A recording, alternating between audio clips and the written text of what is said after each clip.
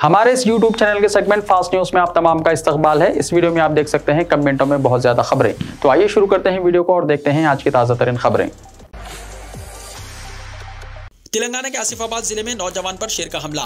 तेलंगाना के आसिफाबाद जिले में एक शेर ने बाइक पर सवार एक नौजवान पर हमला कर दिया, जिसके नतीजे में वो जख्मी हो गया। कागज नगर से ताल्लुक रखने वाला यह शख्स वांकेडी मंडल के सिमत आ रहा था कि अंकासापुर को पार करने के बाद झाड़ियों में से एक शेर ने अचानक इस पर हमला कर दिया, जिसके नतीजे में यह नौजवान घबराकर सड़क पर नीचे गिर पड़ा। इस हमले के बाद शेर भी दूसरी तरफ नीचे गिर पड़ा। इस वाक़े के बाद खौफ के आलम में यह नौजवान अपनी बाइक को छोड़कर तकरीबन 1 किलोमीटर तक दौड़ता रहा। मुकामी लोगों ने इसको इलाज के लिए हॉस्पिटल मुंतकिल किया और इसकी मरहम पट्टी के बाद इसे इसके मकान पहुंचाया। तेलंगाना में वक्त से पहले इलेक्शन की क़यास आ रही फिर एक बार तेज। तेलंगाना काबीना के इजलास के बाद बरसर इख्तिदार BRS में वस्त मुद्दत इंतखाबात की क़यास आ रही तेज हो चुकी हैं। बावसूख ज़राए के मुताबिक चीफ मिनिस्टर KCR ने काबीनी इजलास में जिन ख्यालात का इजहार किया, इसकी बुनियाद पर पार्टी कायदीन ये पेशकयासी कर रहे हैं कि असम्बली के इंतखाबात मुकर्ररा वक्त से पहले हो सकते हैं। रियासत में शहरी और दही इलाकों में सड़कों की तामीर का काम जल्द मुकम्मल करने की हिदायत देते हुए चीफ मिनिस्टर ने कहा कि मार्च से पहले सड़कों की तामीर और मरम्मत का काम मुकम्मल कर लिया जाए। हुकूमत मार्च तक सड़कों के लिए फंड्स जारी करेगी और ओहदेदारों को फंड्स का मौसर इस्तेमाल करना चाहिए। मार्च के बाद बारिश का मौसम शुरू हो जाएगा और इसके बाद इलेक्शन आएंगे। चीफ मिनिस्टर के इन रिमार्क्स पर पार्टी हलकों में काफी बहस की जा रही है। कायदीन का कहना है कि चीफ मिनिस्टर ने वस्त मुद्दत इंतखाबात का वज़रा को इशारा दिया है। BRS तेलंगाना की सदारत KTR के सुपुर्द किए जाने का इम्कान। भारत राष्ट्र समिति तेलंगाना की सदारत चीफ मिनिस्टर चंद्रशेखर राव के बेटे और रियासती वजीर information technology mister KT Ramarao के हवाले की जाएगी और तेलंगाना में कोई दूसरा ताकत का मरकज ना रहे, इसके लिए वजीर फाइनेंस हरीश राव को भारत राष्ट्र समिति की मरकजी कमेटी में शामिल किया जाएगा। पार्टी ज़राए के मुताबिक चीफ मिनिस्टर ने तेलंगाना राष्ट्र समिति के भारत राष्ट्र समिति में तब्दील होने के बाद इस पर पार्टी कायदीन से मुशाविरत का आगाज कर दिया है और मरकजी कमेटी में हरीश राव के अलावा रुकन राज्यसभा जय संतोष कुमार और दुख्तर कविता को शामिल करने पर गौर कर रहे हैं। TRS कारगुजार सदर की हैसियत से KTR की खिदमत को जूं का तूं बरकरार रखते हुए उन्हें तेलंगाना उमूर की जिम्मेदारी तफवीज़ की जा सकती है और उन्हें कौमी उमूर से दूर रखते हुए तेलंगाना तक महदूद करने के इक़दाम किए जाने का इम्कान है। ज़राए के मुताबिक आइंदा इलेक्शन में हरीश राव को लोकसभा से मुकाबले के लिए कहा जा सकता है ताकि वो दिल्ली में रहकर पार्टी के कौमी उमूर की निगरानी और दीगर रियासतों के कायदीन से ताल्लुकात को उस्तवार कर सके। उटकुर पुलिस ने गैर कानूनी PDS चावल को जब्त कर लिया। उटकुर मुस्तखिर में आज पुलिस ने एक PDS चावल की गाड़ी को पकड़ लिया। उटकुर SI रामुलू ने एक सहाफती बयान में कहा कि मुस्तखिर के मोहम्मद नज़ीर और दीगर अफराद ने PDS चावल की एक गाड़ी जो गैर कानूनी तौर पर किसी गौ मुंतकिल करने पर गाड़ी को जब्त कर लिया। उन्होंने कहा कि गाड़ी में मौजूद जुमला 34 पैकेट है, जिसमें 11 कुंटल 99 किलो चावल मौजूद था। इसके इत्तला मिलने पर उटकुर के मुजाफाती इलाके में पुलिस ने धावा करते हुए गाड़ी को पकड़कर पुलिस स्टेशन मुंतकिल किया। बाद अज़ां DT पंचनामा करते हुए मोहम्मद नज़ीर के खिलाफ एक केस दर्ज करते हुए गाड़ी को जब्त किया गया। प्राइवेट स्कूल्स में फीस को बाकायदा बनाने से हुकूमत का परहेज। प्राइवेट स्कूल्स में फीस को बाकायदा बनाने हुकूमत से तेलंगाना हाई कोर्ट के अहकामात के बावजूद कोई पेशरफ्त ना किए जाने की वजह से तेलंगाना के प्राइवेट स्कूलों में पढ़ने वाले बच्चों के वालिदैन और सरपरस्तों की तंजीम ने जल्द ही हाई कोर्ट में तहकीर अदालत की दरख्वास्त दाखिल करने का फैसला किया है। कहा जा रहा है कि हाई कोर्ट की हिदायत के 6 महीने का अरसा गुजरने के बाद भी हुकूमत की जानिब से प्राइवेट स्कूलों में फीस को बाकायदा बनाने के लिए कोई इक़दाम ना किए जाने पर नाराज वालिदैन और सरपरस्तों की तंजीमों ने फैसला किया है कि हुकूमत के महकमा तालीम को तहकीर अदालत नोटिस जारी करके अदालत में दरख्वास्त दाखिल की जाएगी, क्योंकि प्राइवेट स्कूल इंतजामिया की जानिब से मनमानी फीस की वसूली की शिकायत के बाद हैदराबाद स्कूल पेरेंट्स एसोसिएशन ने हाई कोर्ट से रुजू होकर शिकायत की कि हुकूमत से नुमाइंदगी के बावजूद प्राइवेट स्कूलों में फीस को बाकायदा बनाने की कोई पेशरफ्त नहीं की जा रही है, जिस पर हाई कोर्ट ने मुकदमे की समाअत के बाद हुकूमत को हिदायत दी थी कि अंदरून 2 महीने प्राइवेट स्कूलों में फीस को बाकायदा बनाने के लिए इक़दाम को यकीनी बनाया जाए। लेकिन महकमा तालीम ने 6 महीने गुजर जाने के बावजूद कोई पहल नहीं की है, जिसके नतीजे में सूरत हाल गैर यकीनी होती जा रही है और प्राइवेट स्कूल इंतजामिया की मनमानी का सिलसिला जारी है।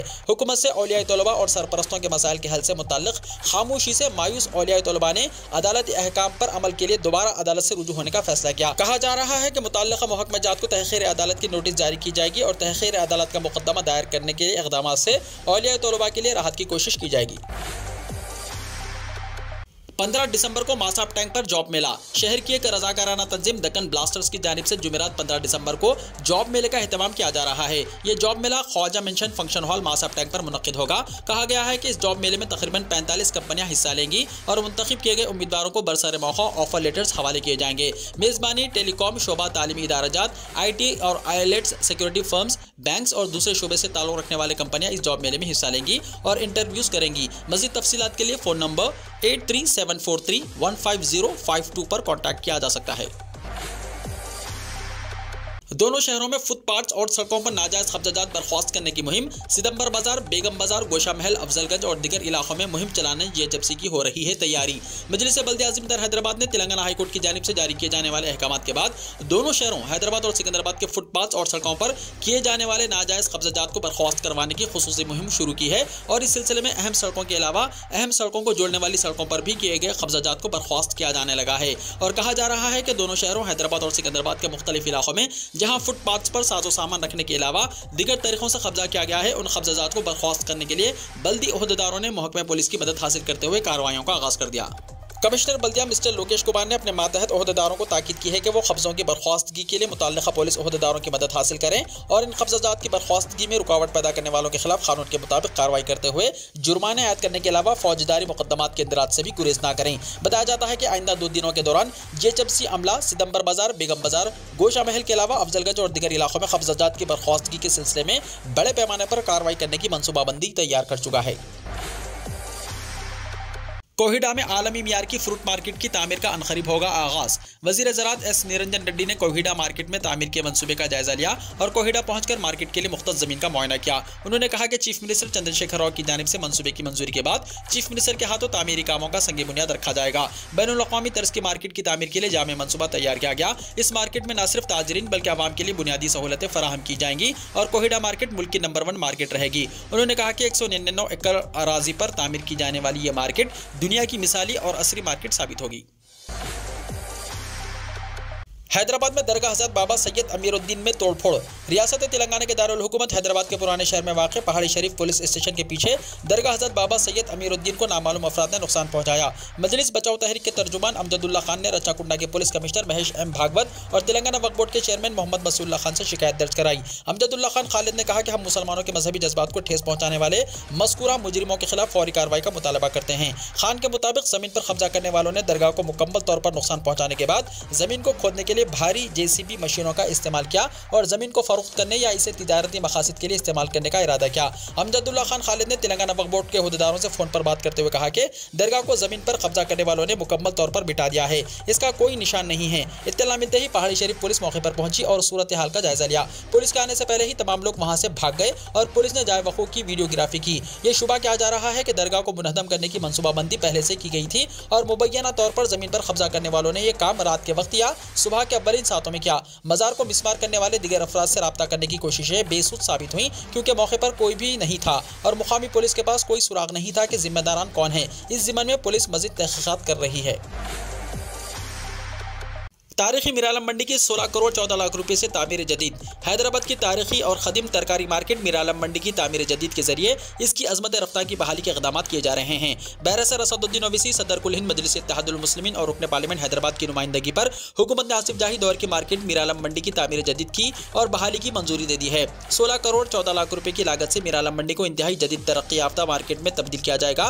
आसिफ जाही दौर में इस तरह मिरालम मंडी में तरकारी फरोशों के लिए शेड्स बनाए गए थे जो अब खस्ता हो चुके हैं और मार्केट में चारों तरफ गंदगी नजर आती है जहां ड्रेन की नक्काशी का कोई सही नज़म नहीं है और तरकारी खरीदने के लिए आने वालों के लिए बारिश के दिनों में सख्त मुश्किलात पेश आती हैं क्योंकि मंडी में जगह जगह पानी और कीचड़ की वजह से चलने के लिए रास्ता दस्तयाब नहीं होता। सदर मजलिस की नुमाइंदगी पर हुकूमत ने शेड्स के कदीम प्लान की तरह ही नई तामीर की मंजूरी दे दी है। नर्सिंग कॉलेज की बस को लारी की टक्कर, 15 लड़कियां जख्मी। रियासत तेलंगाना के नलगुंडा जिले के मुजाफात में नकरेकल के पास एक लारी ने नर्सिंग की तालिबात को ले जाने वाली कॉलेज की बस को पीछे से टक्कर दे दी जिसके नतीजे में बस उलट गई। इस हादसे में 15 तालिबात शदीद जख्मी हो गई। इत्तला मिलते ही पुलिस मौके पर पहुंची और जख्मियों को नकरेकल सरकारी हॉस्पिटल ले जाया गया। वहां से उन्हें बेहतर इलाज के लिए सूर्यापेट के हॉस्पिटल मुंतकिल किया गया। पुलिस ने बताया कि हादसे के वक्त बस में 30 तलबा सवार थीं। सभी तालिबात का ताल्लुक सूर्यापेट के अपर्णा नर्सिंग कॉलेज से बताया जाता है। शमशाबाद फ्लाईओवर ब्रिज की तकमील ना होने से ट्रैफिक मसाइल। शमशाबाद में फ्लाईओवर ब्रिज के काम की तकमील ना होने की वजह से कई मसाइल खास करके ट्रैफिक मसला पैदा हो रहा है। नेशनल हाईवे नंबर 44 में मसरूफ तरीन हाईवे हैदराबाद से एयरपोर्ट जाने वाले रास्ते पर हर चंद मिनट पर ट्रैफिक का मसला पैदा हो रहा है। बरोज़ इतवार अवाम एयरपोर्ट, दरगाह, जहांगीरपीरा और दीगर मुकामात के लिए शमशाबाद से गुजरते हैं जिसकी वजह से पूरी सड़क जाम हो जाती है जिससे कई मरतबा एम्बुलेंस को भी गुजरने के लिए काफ़ी मुश्किलात पेश आती हैं। चंद दिन पहले ही तेलंगाना चीफ सेक्रेटरी सुमेश कुमार ने ओहदेदारों के साथ दौरा किया था और इजलास मुनक्किद करते हुए ब्रिज के काम को जल्द मुकम्मल करने की हिदायत दी थी। शमशाबाद ट्रैफिक पुलिस ट्रैफिक के बहाव को बेहतर करने के बजाय चालानात पर तवज्जो दे रही है और होटल्स के रूबरू पार्क की गई गाड़ियों को जब्त कर रही है। सिर्फ वीआईपी की आमदोरफ्त के वक्त ही सड़क पर ठहरकर ट्रैफिक को बहाल किया जा रहा है। शमशाबाद नेशनल हाईवे पर पार्किंग की सहूलत न होने की वजह से अवाम अपनी गाड़ियों को सड़क पर ही ठहराकर शॉपिंग या होटल्स को जाते हैं और ट्रैफिक पुलिस चालानात में मसरूफ हो जाती है। बरोज़ इतवार शमशाबाद में ट्रैफिक का बहाव दुगना हो जाता है। फ्लाईओवर की तकमील के बाद ही शमशाबाद में ट्रैफिक मसला खत्म हो सकता है। ड्राइविंग स्कूल्स के जरिए लाइसेंस की इजराई रोकने पर गौर, शहर के तमाम मराकिज का मुआयना करने आरटीए ओहदेदारों का फैसला। महकमा ट्रांसपोर्ट की जानिब से कार चलाने के लिए ड्राइविंग स्कूल से तरबियत हासिल करने वालों को इन स्कूलों के जरिए लाइसेंस की इजराई फिलफौर रोक देने का फैसला किया गया है। ओहदेदारों ने बताया कि लाइसेंस की इजराई के लिए चंद ड्राइविंग स्कूल्स में सहूलतें और वसाइल न होने की वजह से ग्रेटर हैदराबाद के हुदूद में तकरीबन 90 मराकिज से ये इजाजत वापस लेने का फैसला किया गया है। ओहदेदारों का कहना है कि शहर में चलाए जाने वाले तमाम ड्राइविंग स्कूल्स की जाँच की जाएगी और मियार और अहलियत रखने वाले ड्राइविंग स्कूल्स को ही लाइसेंस के लिए इजाजत दी जाएगी। जो ड्राइविंग स्कूल्स महकमा ट्रांसपोर्ट के मियार या उसूलों के मुताबिक नहीं होंगे, उनके खिलाफ मुकदमा दर्ज किए जाएंगे और उनके इजाजतनामे मनसूख किए जाएंगे। ओहदेदारों ने बताया कि कई ड्राइविंग स्कूल सिर्फ एक कमरे में ही खोले जा रहे हैं, जहां कुछ साइन बोर्ड्स लगाए जाते हैं और 2-4 कारों को रखते हुए लोगों को ड्राइविंग सिखाई जाती है। दिल्ली में 13 दिसंबर को केसीआर की पार्टी बीआरएस के दफ्तर का होगा इफ्तिताह। दिल्ली में बीआरएस दफ्तर का पार्टी लीडरों नामा नागेश्वर राव, ईदयाकर राव, लिंगैया यादव और बीपी पाटिल ने दौरा किया।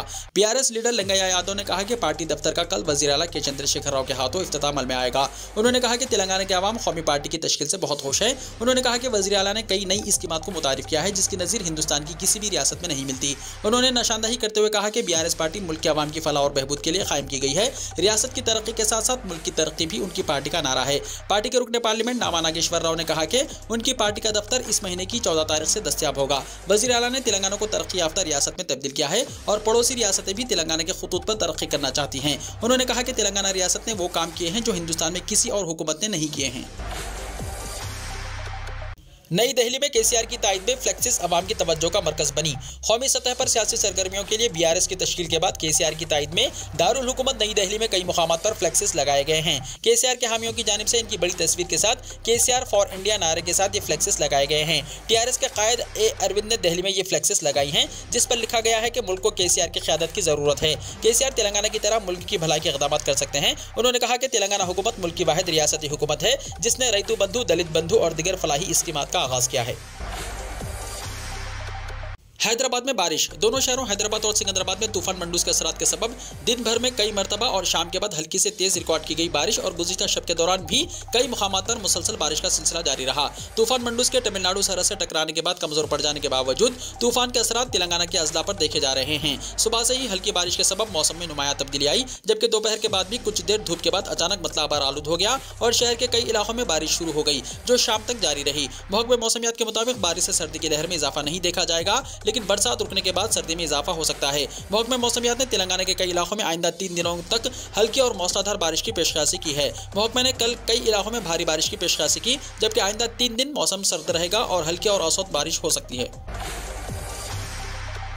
पुलिस ने शर्मिला को जबरदस्ती अस्पताल मुंतकिल कर दिया।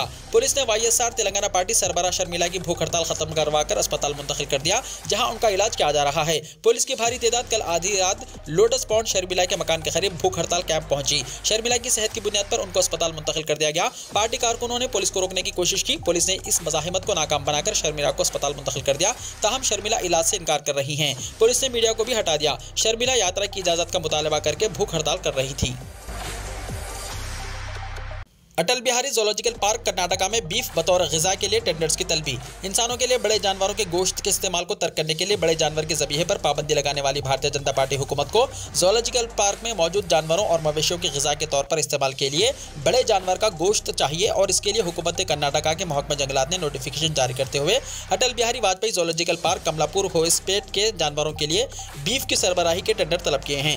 जू अथॉरिटी ऑफ कर्नाटका की जानिब से जारी करदा इस नोटिफिकेशन में कहा गया है कि 15 दिसंबर को बीफ की सरबराही के लिए टेंडर दाखिल करने की आखिरी तारीख होगी, जबकि 16 दिसंबर को तकनीकी कुशादगी अमल में लाई जाएगी। इसके बाद 17 दिसंबर को फाइनेंशियल उमूर का जायजा लेने के बाद टेंडर को खतियत दी जाएगी। जू अथॉरिटी ऑफ कर्नाटका की जानिब से जारी किए गए इस टेंडर में वाज़ेह तौर पर तहरीर किया गया है कि अटल बिहारी वाजपेयी ज़ूलॉजिकल पार्क के जानवरों के लिए बीफ बतौर ग़िज़ा सरबराह करने के लिए यह टेंडर तलब किया गया है और इस टेंडर की कुशादगी के बाद आइंदा 1 साल तक टेंडर हासिल करने वालों को जानवरों के लिए बीफ सरबराह करना होगा।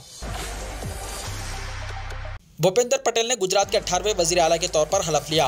गुजरात में नई हुकूमत ने आज हलफ उठाया। भूपेंद्र पटेल ने लगातार दूसरी मुद्दत के लिए गुजरात के वजीर आला यानी चीफ मिनिस्टर के तौर पर हलफ लिया। गवर्नर आचार्य देवव्रत ने उन्हें ओहदा और राजदारी का हलफ दिलाया। हलफ बर्दारी की तकरीब गांधीनगर में नए सेक्रेटेरिएट के करीब हेलीपैड ग्राउंड में मुनक्किद हुई। इस प्रोग्राम में वजीर आजम नरेंद्र मोदी, मरकजी वजीर दाखिला अमित शाह, बीजेपी सदर जेपी नड्डा, वजीर दिफा राजनाथ सिंह, सड़क ट्रांसपोर्ट और हाईवेज के वजीर नितिन गडकरी, मरकजी वजीर सेहत मनसुख मांडविया, मरकजी वजीर पुरुषोत्तम रूपाला, सर्बानंद सोनोवाल मौजूद थे।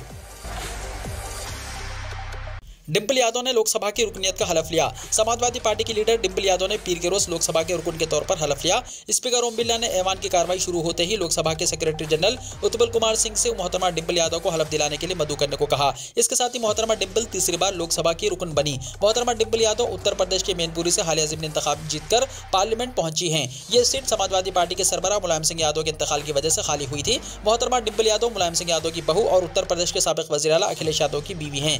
एसपी लीडर डिम्पल यादव इससे पहले 2012 और 2014 में भी समाजवादी पार्टी की टिकट पर खन्नौज से लोकसभा के रुकन मुंतखब होकर पार्लियामेंट पहुंची थी।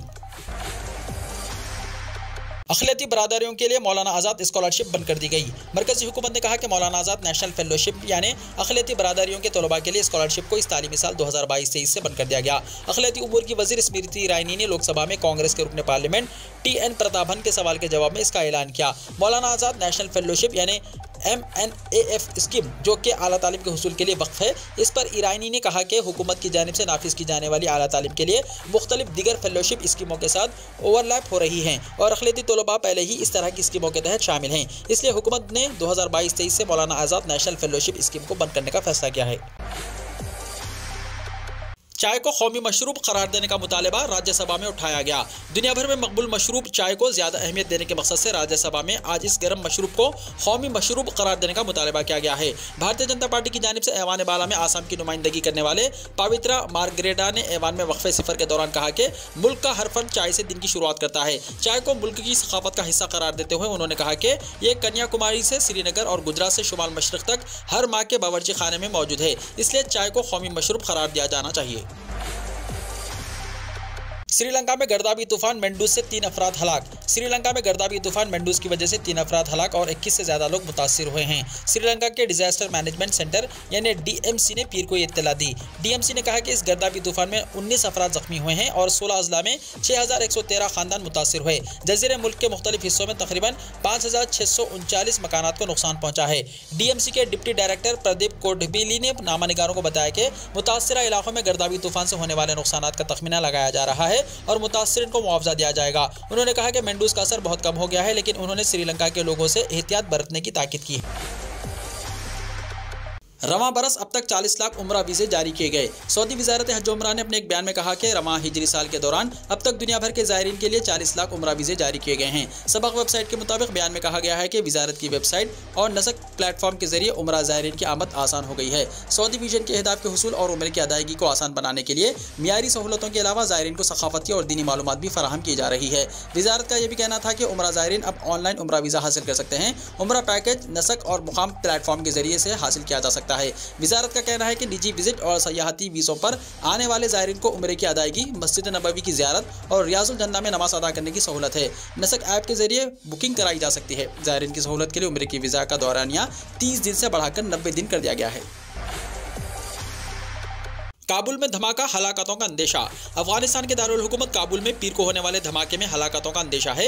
ऐनी शाहिदीन के मुताबिक धमाका एक चीनी गेस्ट हाउस के करीब हुआ। धमाके के बाद गोली चली और इमारत में आग लग गई। एक गेस्ट हाउस से भी धुआं निकल रहा था। सिफारत खाने के एहलकार ने बताया कि अफगानिस्तान में चीनी सिफारत खाने ने कहा कि वो सूरत हाल पर गहरी नजर रखे हुए हैं और मुतल्लिका इक़दाम कर रहा है। अफगान हुक्काम ने अभी तक इस वाक़े पर कोई तबसरा नहीं किया है।